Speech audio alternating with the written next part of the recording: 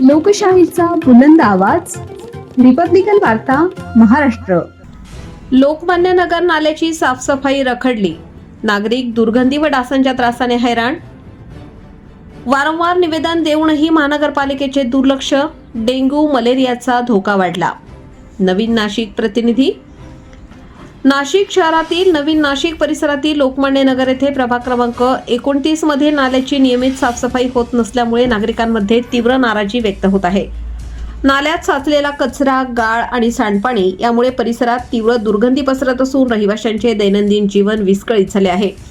स्थानिक नागरिकांच्या म्हणण्यानुसार वारंवार नाशिक महानगरपालिकेकडे निवेदन देऊनही प्रत्यक्षात सफाई कर्मचारी येऊन नाल्याची पूर्णपणे स्वच्छता करत नाहीत. केवळ वरवरची साफसफाई करून काम भागवले जात असल्याचा आरोप रहिवाशांनी केला आहे. विशेष म्हणजे संबंधित नाला हा स्थानिक नगरसेवकांच्या घराजवळून जात असल्याचे नागरिकांचे म्हणणे आहे. तरीही या प्रश्नाकडे गांभीर्याने लक्ष दिले जात नसल्याची खंत व्यक्त करण्यात येत आहे. साचलेल्या घाणीमुळे डासांचे प्रमाण मोठ्या प्रमाणात वाढले असून डेंग्यू व मलेरिया सारख्या आजारांचा धोका निर्माण झाला आहे. परिसरातील लहान मुले, ज्येष्ठ नागरिक आणि महिला यांना विशेष त्रास सहन करावा लागत असून आरोग्याच्या दृष्टीने ही परिस्थिती गंभीर असल्याचे नागरिकांनी सांगितले.